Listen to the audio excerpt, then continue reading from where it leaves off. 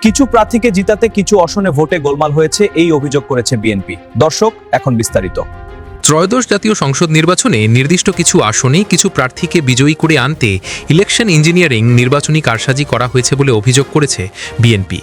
বৃহস্পতিবার সকাল 7:30 থেকে বিকেল 4:30 পর্যন্ত জাতীয় সংসদ নির্বাচনের ভোট গ্রহণ হয়।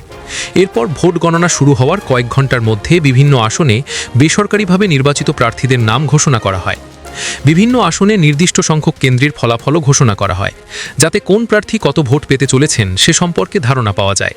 এই ফল ঘোষণার মধ্যে রাত 11:30টায় রাজধানীর গুলশানে বিএনপির নির্বাচন পরিচালনা কমিটির কার্যালয়ে সংবাদ সম্মেলনে কথা বলেন দলটির জাতীয় সংসদ নির্বাচন পরিচালনা কমিটির মুখপাত্র ও বিএনপি চেয়ারম্যানের উপদেষ্টা মাহাদি আমিন। মাহাদি আমিন বলেন, নির্দিষ্ট কিছু আসনে নির্দিষ্ট কিছু প্রার্থীকে বিজয়ী করে আনার জন্য এক ধরনের ইলেকশন ইঞ্জিনিয়ারিং আজকে হয়েছে।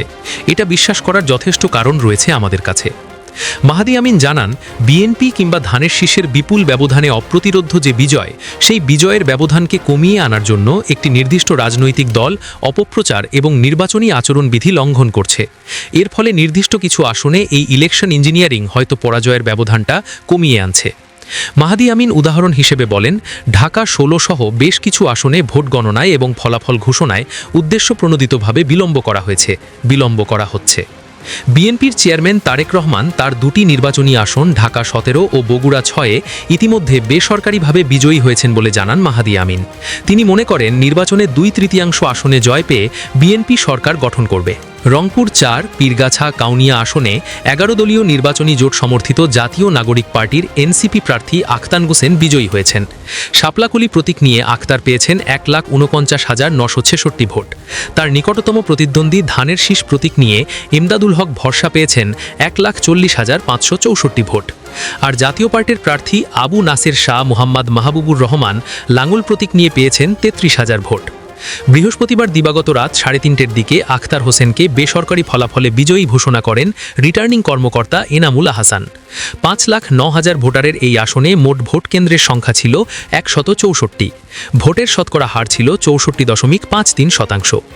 জীবনে প্রথমবার জাতীয় নির্বাচনে অংশগ্রহণ করেই জয়ের দেখা পেলেন এনসিপির সদস্য সচিব আখতার হোসেন। রিটার্নিং কর্মকর্তার কার্যালয়ে এক প্রতিক্রিয়ায় আখতার হোসেন বলেন, নির্বাচনের জন্য তার তেমন আর্থিক প্রস্তুতি ছিল না। তার ব্যাংক হিসাব, বিকাশ ও নগদে সারা দেশের মানুষ 27 লাখ টাকার মতো অনুদান দিয়েছেন।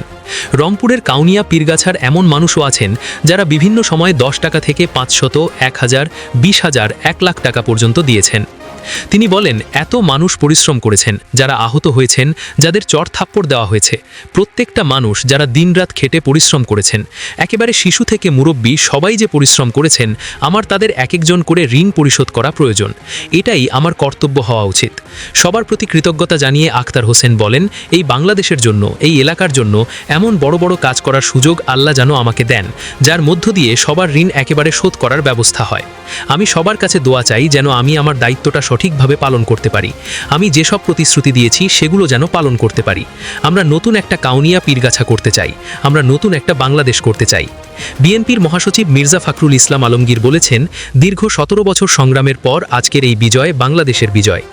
গতকাল বৃহস্পতিবার দিবাগত রাত 2:56 নিজের ভেরিফাইয়া ফেসবুক পেজে দেওয়া এক পোস্টে একথা বলেন মির্জা ফখরুল ইসলাম।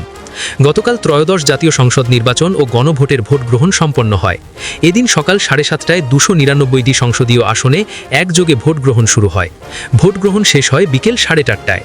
আজ শুক্রবার সকাল 8:30 নাগাদ পাওয়া তথ্যে বেসরকারিভাবে নির্বাচিত প্রার্থীরা 160টির বেশি আসনে জয়ী হয়েছে বলে জানা গেছে।